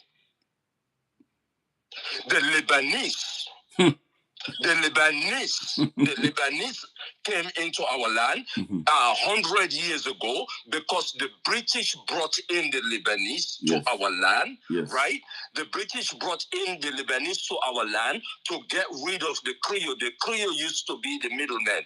The Creole, as you guys know, in Sierra Leone, these are ex-slaves or former slaves that were repatriated to Sierra Leone in Freetown. Yes. They were the middlemen for the colonial power at the beginning. But when they realized what was happening, the British switched it up. The British brought in the Lebanese and put the Lebanese as the economic power to run the economy of Sierra Leone. After the British left, the Lebanese took over. We saw during the Civil War, this is not me saying this, anyone can pull up the TRC report, the UN report after the Civil War in Sierra Leone. The Lebanese played a big role in that. I'm very much aware of that. Funded both sides. Yes. And taking out diamonds. If you go and look at the numbers of diamonds that left Liberia, it's over 38 million carats that left Liberia because it was smuggled through Liberia to leave our land. Nothing benefits our land. Nothing benefits our land. This is all over Africa, my brothers and sisters. We need to wake up and realize we have the power, my brother. We have everything that we need. That's why the rest of the world always come and invade our land. They realize what is happening. Today, Africa is used to feed the world. When you think majority of the food that come from that feed the Middle East, where you think it comes from? All private lands in Africa, including the United States. China today, up to 27% of the food in China come from Africa. But we cannot even feed ourselves. Yes. And what is responsible for that, Mr. Konotri? Well, again, my brother, what is responsible for this? The so-called government that we have, the so-called governments that we have all over Africa, these are systems that was put in place. They were put in place. These people are just managers. They are there to protect the interests of outsiders. And what can we do to upset this system so we can regain independence and regain control of our resources? The way we do that is mobilization and revolution, my brothers and sisters. Let's forget this ethnicity part. Let's forget this religious part. Let's gather. Let's organize. Let's realize and understand that the problem It's not us, it's outsiders. Yes, but the outsiders cannot operate without the cooperation of some of us insiders. We go after those people that are cooperated and get rid of them. We go after them and get rid of them. Now, how many activities, so-called Islamic terrorists, go after these motherfuckers. Excuse my full. That's fine. That's fine. You know, the reason I'm happy to engage you because you are very enlightened. You have seen wars. You have seen resources from your hometown, your home country taken away violently through puppets and intermediaries who do not love Africa, even if they have black skins like us. This is the same trouble that we are dealing with. Some elites in Nigeria, sadly, if you see the way the way they tailor it, you know, the trickle down effect. You know, there's mental slavery part of it. There's the economic angle of it. There's the political angle of it, and then it frustrates some of us who understand what is happening and what should be done, but we are prevented from doing that. So how are we going to get this system? I tell you, the typical Nigerian right now, I'm talking because sometimes we make some of these exceptions, you know, to drive home our points about what is taking place. There are some Nigerians who don't believe that they are Nigerians for the sake for truly as Nigerians, except for the economic benefit that they derive from Nigeria. These are the problems. These are the people that we are dealing with as a problem. I'm a Nigerian. You're a Sierra Leonean. You're an African like me, and you are very, very liberated, mentally liberated. For us, but if I tell you, if we flip this and ask some questions, some people question, you'll be sad to hear the kind of responses that you are. You know, these are some of those who are radicalizing us, radicalizing some of us, how we view. I viewed Nigeria from that standpoint of say that they own this land. Can you imagine that? Can you imagine that somebody coming out to say they own this land? And then they kill our people. They are in charge. They don't care about the country. They don't defend the interest of the country. They defend their own selfish interest and then mobilize their ethnic militias to advance the cause for their own economic abuse of Nigeria. How do you relate to this? What are we going to do to solve it? In a manner that we will not shed blood like it was shed in Sierra Leone and Liberia. In Nigeria, you part of Nigeria. What needs to happen is this mass education to educate the people. It's the system itself that is rotten. It's the system that is morally and ethically bankrupt. You telling me one of the most powerful country in West Africa, Nigeria, cannot defeat so-called Boko Haram? If really Nigeria, the security apparatus in Nigeria, if they were not complicit in what is happening, because they are complicit in what is happening. Absolutely. The security apparatus, the leadership of Nigeria are complicit in all this nonsense. Absolutely. And then you might be surprised who drives the Nigerian military. I have no base. I've no respect for that military anymore. They don't serve my interest. The military is a military of thieves and criminals.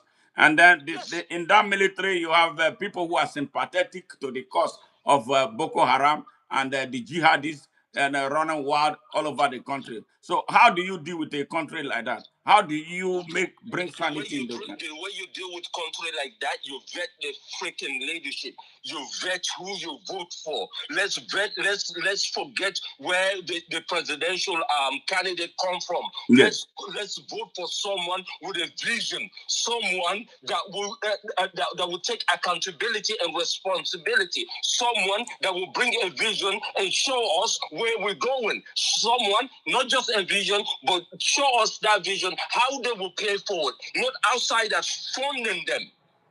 I mean, my brothers and sisters, Nigeria alone, you brothers alone, in your diaspora outside, right?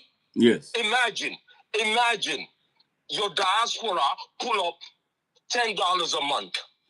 Yes. Your country started a diaspora fund, but fuck it up. Right? Imagine a diaspora fund from Nigerians abroad, just $10 a month, less than what? 11 cents a day. You know what kind of changes? You will not need, the Nigerian government will not need to run to IMF and World Bank anymore. You can loan the government. They run to IMF and World Bank. Now, all of a sudden, they have to listen to IMF and World Bank based what kind of economy they have to do, which is in the interest of outsiders. Absolutely. I don't subscribe to IMF. I don't have anything to do with them. They are no good. They destroy countries. They're not good. Yes. Yeah, They're absolutely. Yes. They're not good. And this is the attachment to all African government. This is how they fuck all of them up. Absolutely. Now, what I think the greatest problem that we have is the problem of the people of Africa, the people of Nigeria. You know, I see all these things that you stated here, they are very germane. But implementing them, having the people to think, brother, the way we implement it is yes. One town, one village at a time. You just need to organize some brothers here and start building grassroots in the country. It's not going to be overnight. It's not going to be 1, 2, 3, 4, 5 years, my brother. Absolutely. We need to start thinking long term. Absolutely. We need to start looking long term. What is happening? The system that is designed right now and set up has been there for over 100, 200, 300 years. We need to start thinking long term. We should stop thinking this short term, this band-aid approach. You're right. You're right. And that is what we've been doing. It's been such a tough journey, you know, trying to get people who are so poor. Like the other brother said, they weaponize the poverty. And the trouble with bringing in good leadership, especially in Nigeria, starts at the political party levels. Then here I am. I know how endowed I am and how much I can do. But I go into any of the political parties. I've tried it. I ran for Senate in Nigeria in 2019. But I can tell you, I did not get up to 50 votes from my hometown. Yes, not because that not because they hate me, not because that they don't know that I'm a good person, not because that they don't know that I can do something for them, but because they are so poor and in need of this disposable right now cash. And that is what it is. And I refuse to give them money to vote for me because that violates my principle and what I represent. So that is why I can tell you with a certainty. My brother, what I would suggest you do, yes, what I would suggest you do, yes, in that same village or town that you come from, right? Yes. Let's talk about what you are doing right now. Every now and then raise money, like-minded people like you, build something in your town a little by little. It's not going to be overnight, my brother. Little by little, right? It's our people. If you are in that town and doing little work, little charity work, little different things like that, my brother, as time goes on, you will build capital with the people. And you see what I'm saying? I agree with you. Capital with the people, whereby you can use that later on. Yes, but I can tell you, my brother, that I did so much for that town. Yes, I did a lot. By yourself, you're not going to be able to do it by yourself, my brother. Yes. You're not going to do it by yourself, my brother. That's why you will need help. That's why you need to bring in like-minded people. Yes. You see, this is the thing. This is my problem that I have with Pan-Africanism. Pan-Africanism, to me, the way it has been framed for the last 100 years, we're looking at this big dream of African uniting, which will never happen.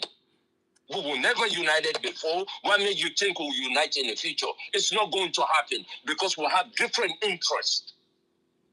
And that's fine. That's not a bad thing. That's a good thing. That's a good thing.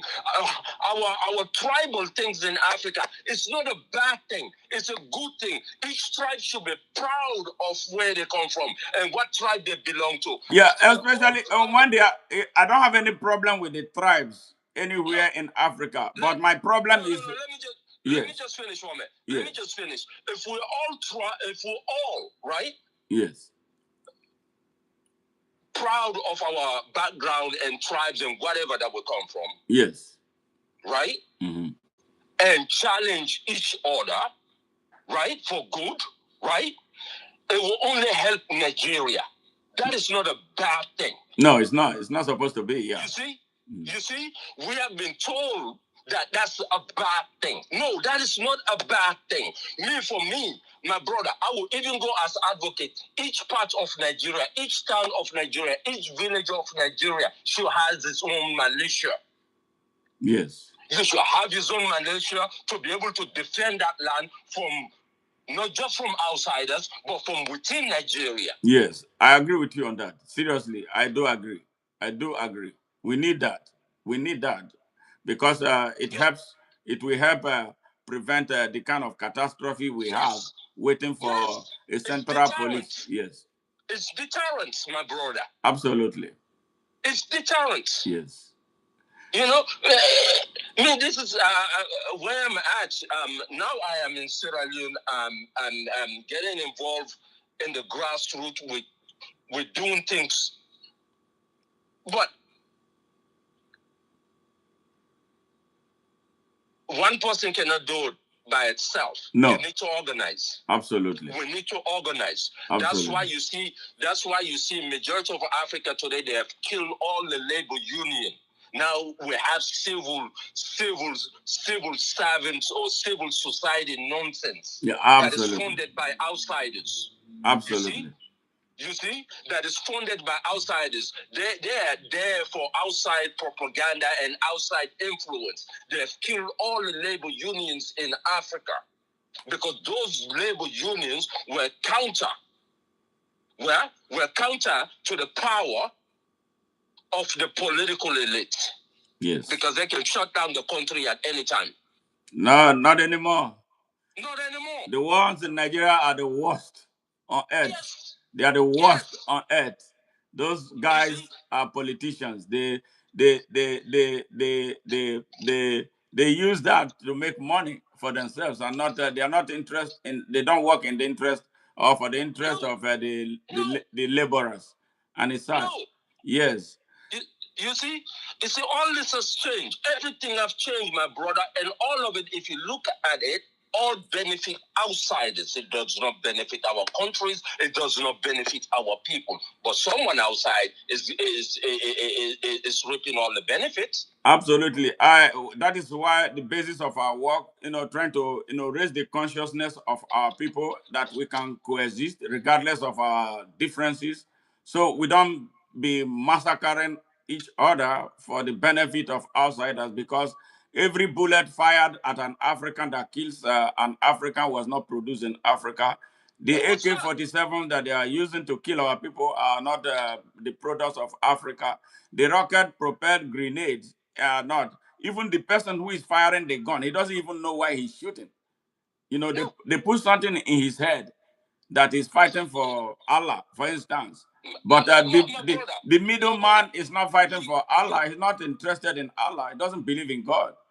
But because if you believe in God, you will not kill anyone. No, it will not. So this is the. You know what I'm saying? So that's why when they brought the religion, it's not religion. These people it's a cover. It's a nonsense. Absolutely. So I don't even want to go that route. We know that. We know that. Yeah, that's the thing. If the ordinary person in Nigeria or the ordinary African can understand this, we will fly in the shortest possible time.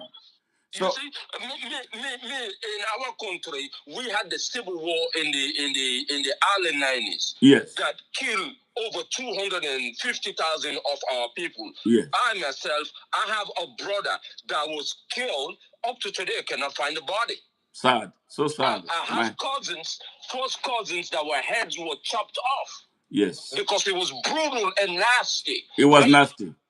All that. benefit. We don't even know what we were killing each other for after the war. We don't even know what we were killing each other for. And all the diamonds, my brother, here's a fun fact about all this. Yes. Right? Yeah? Because I don't want you to come after you. But I will say this. What we end up knowing, all the diamonds end up in one country. It's not in Europe. I'm not going to say the country, but you all should know what that country is. All right. I got you. We know all this. So I am so happy that we had this conversation. And really, I look for connection. Yes. People, my brothers and sisters, make the connection. Yes. Yes. We agree. We agree. And that is the basis of our work. Thank you very much, my dear brother, for doing this. And we value you. We love you. We appreciate your work. Clear each other. Me and you. Yes. My problem with you, it was not about what you were saying. Yes. I understand exactly what you were saying. Yes. It's the solution to it that I was having a problem with. I was calling for Nigerians to stand up and fight instead of Trump coming to fight for Nigeria. Yeah. That was my difference with you. Absolutely. See, the situation is so dire.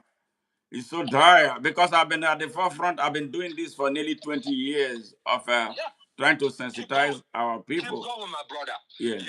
Even if you change one mind, yes. Right? Yes. It's enough, my brother. Absolutely.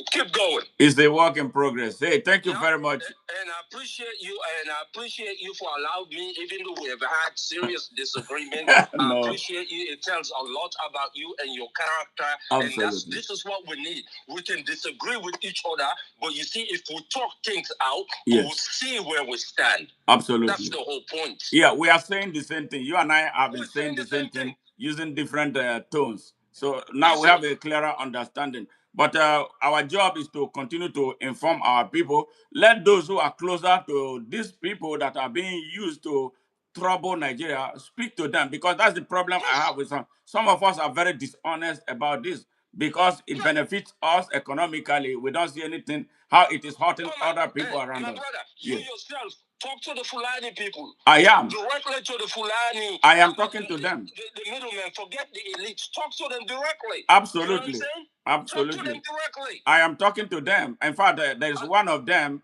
He wanted to appear on my show, and he's a very good guy. He told me they will kill me if they see me publicly talking about this, because we are told not to talk about it. You know, can you imagine that? No. You know, hey, my man. Hey, yeah. Bring them in. I'm a Fulani from Sierra Leone. I have problem with Fulani in Guinea. When we had the civil war in Sierra Leone, yes. Even though my parents come from Guinea, when we had the civil war in Sierra Leone, you should see how the Guinea Fulani treat our Fulani. So it's not about that. You see what I'm saying? It's about interest. Any fucking ethnicity. Excuse again, me Fulani. Yes. I don't care about ethnicity. What I care for is Africa. Absolutely. Thank you very much. I look forward to bringing you when you are ready. I want the world to see you, because when they put the image on you, you are able to more impact people. But your voice was clear and very, very, very, very direct. You passed a strong message, and I'm hoping that a lot of people who watched this stream took certain things away from it. And I myself have taken a lot from you. You know, taking cognizance of our previous disagreements. And I'm happy that I did not react extremely by removing you from being part of it, which is not in my character, because I love conversation. I want us to differ and agree at the end of the day. Even if we disagree, you are going to continue to be my brother. There's nothing I can do about you. We are one people. And this is what a lot of us do not understand yet. God bless you. Thank you very much, man. Thank you, brother. All right. You take care. You too. Yeah. Yes, that is the voice of a very strong brother. He's Fulani. He's from Sierra Leone. For the past 3 weeks, me and him have been, having serious disagreement, especially when we talk about the attitude of some Fulanis in Nigeria. I didn't say, and stuff like that. He will pick, it and as a problem that we need to focus on the solution. Absolutely, we agree. But looking at the solution, we have to look at the origin of the crisis that we are dealing, so we know how to effectively manage it. I am happy we are able to have this conversation today, and I really love it. So I promise you, viewers, today that in no distant time, I'm going to bring this brother Kono Tree here, so we all talk and talk things over and look for a way to really solve, inspire a solution, to the many problems of Africa. You heard him what he said, how the Creoles were like Americans who returned to Africa. They settled in Sierra Leone. Some of them settled in Sierra Leone, some settled in Liberia. All right. So, and now they were the ones operating as middlemen for the trade of diamond. And then the British later brought the Lebanese. I know what the Lebanese did to wreck the Sierra Leonean economy. Everywhere they went, they destroyed it. The same thing they did in Liberia, the neighboring Sierra Leone. So now, at what point are we, the Africans, going to take charge of what we have? Can you imagine somebody traveling from 15,000 miles from China to come and become Lord to the African people? Yeah, everybody wants to be the king of Lord over Africa. Everybody wants to steal from us and give us aids. We are tired of it. So this is why I'm talking to you Africans, I'm talking to you Nigerians, talking to Sierra Leoneans, talking to every black man. It's time for you to wake up. We are tired of being subservient. We are tired of being slaves. We are tired of being second-class citizens. So it is time we all rose up to say, look, we have had enough. We have more than enough in Africa to take care of the whole of Africa and its people. So why are we still having all this crisis? It's because some of us, pander to the interest, foreign interest that exploit us and call us idiots and call us dark people and call us useless people. So Africa, unite. Bye for now. And if this is your first time, you didn't subscribe to it, please do so and help us share our message, share our channel, so we can begin to continue to expand this message and the purpose for which we exist. Bye for now, and I love you guys.